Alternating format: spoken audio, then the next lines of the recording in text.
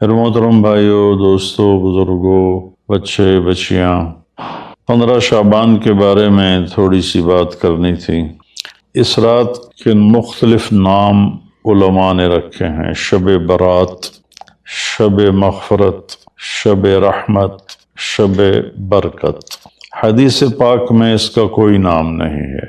حدیث پاک میں ہے لیلۃ نصف من شعبان، آدھے شعبان والی رات، یعنی 15 شعبان کی رات۔ اس میں صرف یہ الفاظ ہیں۔ یہ نام بات کے علماء نے رکھے، چونکہ اس میں مغفرت ہوتی ہے تو اس کا نام شب مغفرت، اس میں جہنم سے خلاصی ہوتی ہے تو شب براءت، اس میں برکات کا نزول ہوتا ہے تو شب مبارک، اس میں اللہ کی رحمت کا نزول ہوتا ہے تو شب رحمت۔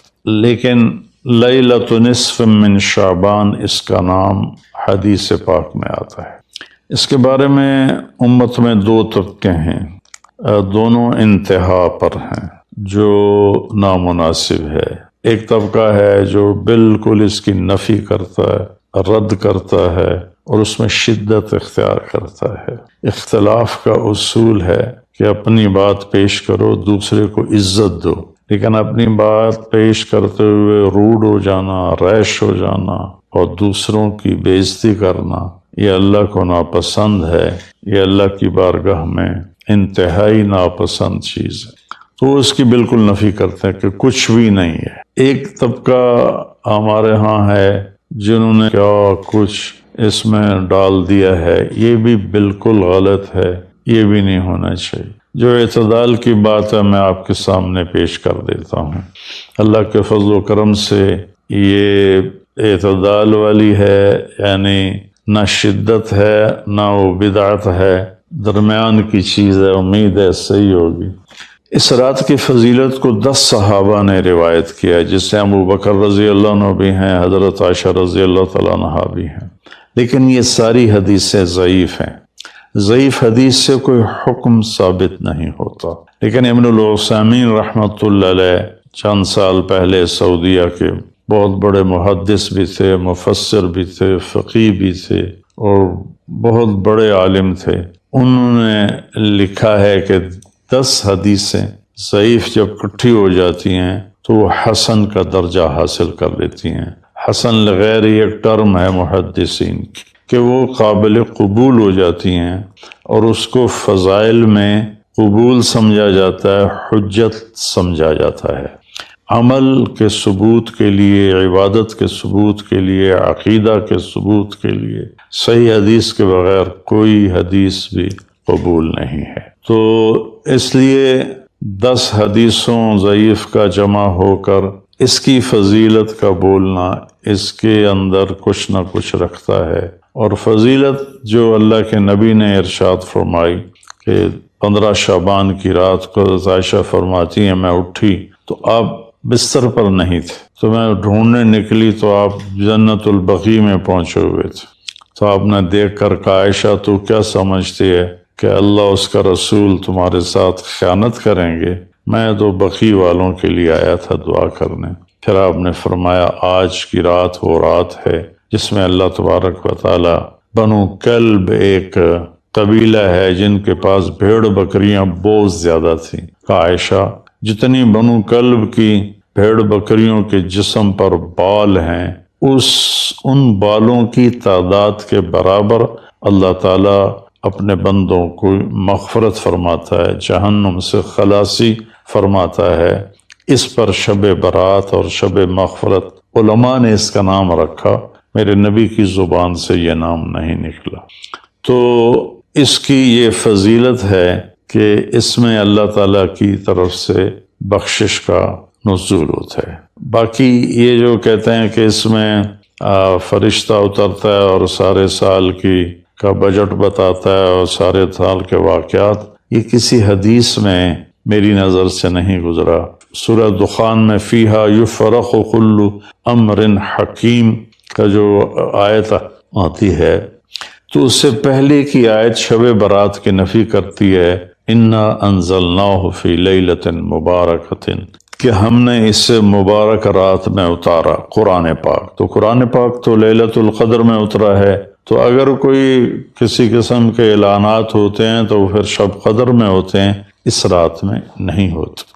دوسرا یہ ہے کہ اس کے روزے اور بندگی کے بارے میں، شب قدر کی اللہ کے واسطے میری بات دھیان سے سنو، اللہ کی قسم کوئی خاص عبادت میرے نبی نے نہیں بتائی، لیلۃ القدر کی کوئی خاص عبادت میرے نبی نے نہیں فرمائی۔ حضرت عائشہ رضی اللہ عنہ نے پوچھا یا رسول اللہ اگر مجھے لیلۃ القدر نصیب ہو تو میں کیا کروں؟ کہا یہ دعا پڑھو، اللہم انک عفو تحب العفو فاعف عنی، اللہ تو معاف کرنے والا ہے، معافی کو پسند فرماتا ہے، مجھے معاف فرما۔ تو میرے نبی کی عبادت وہی 11 رکعت تہجد کے نوافل تھے، چاہے وہ شب قدر تھی، چاہے وہ شب برات تھی، چاہے وہ شب جمعہ تھی۔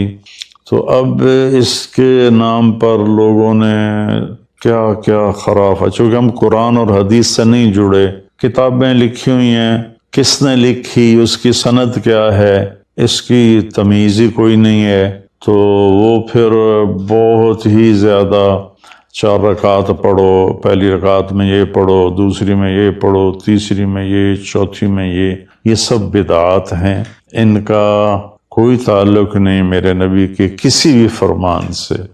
میرے نبی نے صرف عبادت کا فرمایا ہے، عبادت تو شب قدر میں بھی کوئی خاص عمل نہیں۔ اور دوسری بات یہ کہ اگر آپ نے عبادت کرنی ہے تو مسجد نہیں گھر، مسجد نہیں گھر، مسجد نہیں گھر۔ میرے نبی نفلی بندگی گھر میں ادا فرماتے تھے۔ اب شب برات میں صلاۃ تسبیح کی جماعت ہو رہی ہوتی ہے، یہ کتنی بڑی نادانی کی بات ہے۔ نفلوں کی تو جماعت ہی نہیں ہوتی، تو یہ صلاۃ تسبیح کی جماعت کروا رہے ہوتے ہیں۔ نفلی عبادات کے بارے میں اللہ کے نبی کا طریقہ گھر میں پڑھنا ہے، اور اللہ کی طرف سے بھی ہمیں جو اشارہ ملتا ہے فَاذْكُرِ اسْمَ رَبِّكَ وَتَبَتَّلْ إِلَيْهِ تَبْتِيلًا، اپنے اللہ کو خوب یاد کریں اور لوگوں سے کٹ جائیں بالکل، اور سب سے کٹ کے آپ اپنے رب کو یاد کریں۔ وَمِنَ اللَّيْلِ فَتَهَجَّدْ بِهِ نَافِلَةً لَكَ عَسَىٰ أَن يَبْعَثَكَ رَبُّكَ مَقَامًا مَحْمُودًا فَإِذَا فَرَغْتَ فَانصَبْ وَإِلَىٰ رَبِّكَ فَارْغَب۔ ان ساری آیات کا خلاصہ یہ بنتا ہے کہ نفلی عبادات سنتیں بھی ہوں گھر میں پڑھو، اور خاص طور پر جو ایسی راتوں کی عبادت ہوتی ہے، مسجدوں میں اکٹھے ہونا اور اس رات میں جھنڈیاں لگانا، پھر آتش بازی کرنا، یہ آتش بازی تو بالکل ہی اسراف ہے اور خرافات ہے۔ تو میری گزارش ہے کہ میرے نبی کی جو سنت ہے، آپ نفلی بندگی عبادات اپنے گھر میں فرمایا کرتے تھے۔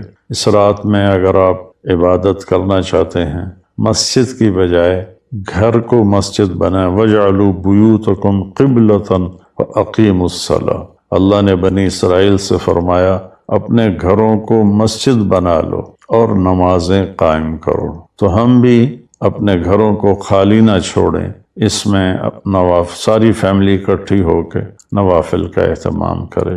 مسجد فرائض کے لیے ہے اور نوافل کے لیے گھر ہیں۔ تو امید ہے میری اس بات پہ آپ غور فرمائیں گے، ناراض نہیں ہوں گے۔ تو میرے بھائی بہنوں، اس رات میں کوئی بندگی عبادت مخصوص نہیں۔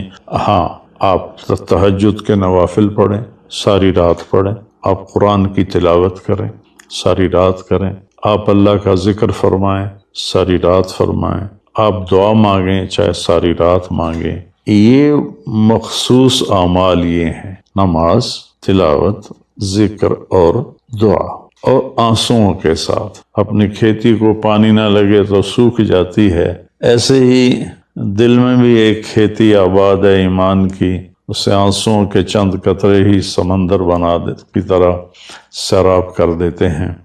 تو آنسوؤں کے ساتھ نہ ہو تو کم از کم رونے والی کیفیت ہو۔ تو یہ تو اتنا سا شب برات ہے۔ روزے کے بارے میں جو ابن ماجہ کی روایت ہے، قوموا لیلہا وصوموا شہرہا، یہ روایت بہت شدید ضعیف ہے، اور علامہ البانی رحمۃ اللہ علیہ نے اس کو موضوع قرار دیا ہے۔ تو اس میں روزہ اس نیت سے رکھنا کہ میرے نبی کی سنت ہے، یہ غلط ہے، اس طرح یہ بدعت بن جائے گا۔ کوئی ویسے نفلی روزہ اس رات میں رکھنا چاہتا ہے مستحب سمجھ کے، نفل سمجھ کے، وہ میرے خیال میں اس میں کوئی قباحت نہیں ہے، لیکن سنت سمجھ کے اگر وہ رکھنا چاہتا ہے تو یہ بات صحیح نہیں ہے، چونکہ روزے والی روایت بالکل قابل اعتبار، قابل حجت نہیں ہے۔ اس میں تمام محدثین کا اتفاق ہے کہ یہ روایت شدید ضعیف ہے، اور شدید ضعیف سے استدلال نہیں ہوتا، اس کو حجت نہیں بنایا جاتا۔ کمزور اس کا ضعف اتنا شدید نہ ہو اور کئی حدیثیں جمع ہو جائیں تو پھر اس میں ایک طاقت آ جاتی ہے۔ تو اپنے آپ کو جوڑو اللہ کے قرآن کے ساتھ، اللہ کے نبی کی حدیث کے ساتھ۔ صحیح حدیث آپ کا ماخذ ہوگا تو آپ کو آسانی ہوگی کرنے میں۔ تو اصل میں عبادات میں اعتدال ہے۔ شاید ہی کوئی رات میرے نبی ساری رات جاگے ہوں، شاید، اور شاید ہی کبھی آپ نے مسلسل، اس میں تو میں پورے یقین سے کہہ سکتا ہوں کہ آپ نے زندگی میں ایک دفعہ بھی عشاء کے وضو سے فجر کی نماز نہیں ادا فرمائی۔ بعد میں ایک رہبانیت کا ٹچ آیا کہ بندگی میں بہت زیادہ زیادتی اور اپنے نفس کشی میں راہبوں جیسی تھوڑی تھوڑی جھلک۔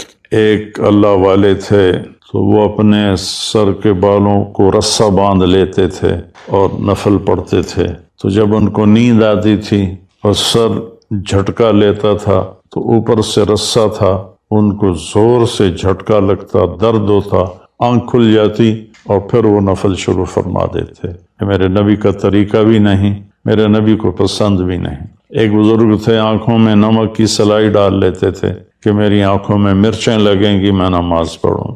پھر کئیوں کے واقعات ہیں، عشاء کے وضو سے فجر کی نماز پڑھ، عشاء کے وضو سے فجر کی نماز پڑھ۔ یہ ان کی ذات کے لیے اچھے عمل ہیں، لیکن یہ دین اسلام کی دعوت نہیں ہے، نہ ہی یہ دعوت ہم غیروں کو پیش کر سکتے ہیں، یہ تو ان کو بگانے والی بات۔ ایک بزرگ میں آتا کے بارے میں آتا 25 سال جنگلوں کی خاک چھانتے رہے، 25 سال باہر ہی نہیں آئے۔ یہ تو کوئی کمال کی بات نہیں ہے، یہ تو رہبانیت ہے جو میرے نبی نے ناپسند فرمائی ہے، اس سے روکا ہے۔ اعتدال ہے، کذالک جعلناکم امۃ وسطا، ہم نے تمہیں اعتدال والی امت بنایا ہے، نہ دنیا کی طرف ایسا جھکاؤ ہے کہ یہود کی طرح، نہ رہبانیت کا ایسا جھکاؤ ہے عیسائیوں کی طرح، تم درمیان میں ہو۔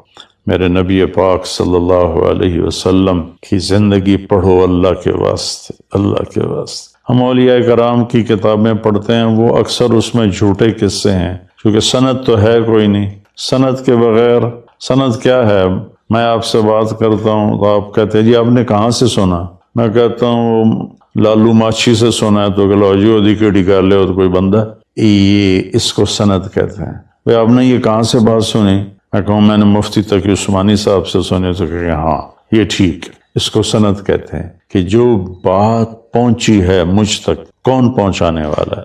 اگر وہ صحیح مضبوط آدمی ہے وہ بات مضبوط ہو جائے گی، اگر وہ کمزور آدمی ہے بات کمزور ہو جائے گی۔ تو ہمارے ہاں جو بر صغیر میں کتابیں چھپتی ہیں اولیاء کرام کی زندگی کے بارے میں، وہ جھوٹے قصوں سے بھری پڑی ہیں، ان کی کوئی سند نہیں ہے۔ اللہ کے واسطے نبی کی زندگی پڑھو، آپ کو پتہ چلے گا زندگی ہے کیا۔ قرآن پڑھو، آپ کو پتہ چلے گا اللہ چاہتا کیا ہے۔ اللہ تعالیٰ اس رات کی رحمتیں برکتیں ہمیں نصیب فرمائے۔ اصل میں اللہ نے بخشش کے بہانے رکھے ہیں، کوئی شرابی ہے، کوئی زانی ہے، کوئی قاتل ہے، کوئی ماں باپ کا نافرمان ہے، کوئی مشرک ہے، کوئی متکبر ہے، کوئی سود خور ہے، کوئی رشوت خور ہے۔ ایک دفعہ آج کہہ دے، کل کی رات ہے کہہ دے گا کہ یا اللہ میری توبہ، تو اللہ کی قسم اگر اس کے گناہ زمین سے لے کر آسمان کی چھت تک بھی ہوں گے نا، تو ایک آدھے بول پر یا اللہ معاف کر، اللہ سارے معاف فرما دے۔ سبحان۔ آگے جملہ بڑا خوبصورت ہے، وَلَا بَالِ، اس میں تکبر ہے. ولا ابالی، ہمیں کسی چیز کی کوئی پرواہ نہیں. تو کسی نافرمان کو حقیر نہ جانو اور کبھی اپنی نیکی پہ تکبر نہ کرو. اور ایک جرم اور بھی ہے جو میں کہتے 30 سال ہو گئے، فرقہ واریت سے توبہ کرو. اپنے فرقے پہ جمے رہو لیکن دوسروں سے نفرت، سلام بھی نہ کرنا، جنازہ بھی نہ پڑھنا، حرم شریف میں جا کر بھی نمازیں نہ پڑھنا. اللہ کے واسطے آج بہت اویئرنیس ہو چکی ہے، تو مہربانی کرو، امت بنو، محبت کرو، ایک دوسرے سے ملو جلو، ہم امت بن کے چلیں. اختلاف رائے کے فیصلے آخرت میں ہو جائیں گے. قل کل یعمل علی شاکلتہ فربکم اعلم بمن هو اہدی سبیلا. ایسی اس میں جو دیگیں چڑھائی جاتی ہیں، خیرات کی جاتی ہے، یہ بھی بدعت. سنت سمجھ کے کوئی کرے گا تو بدعت ہے، ویسے فی سبیل اللہ کوئی دیگ کرنا چاہتا ہے تو ٹھیک ہے. اللہ تعالی ہمیں عمل کی توفیق بخشے.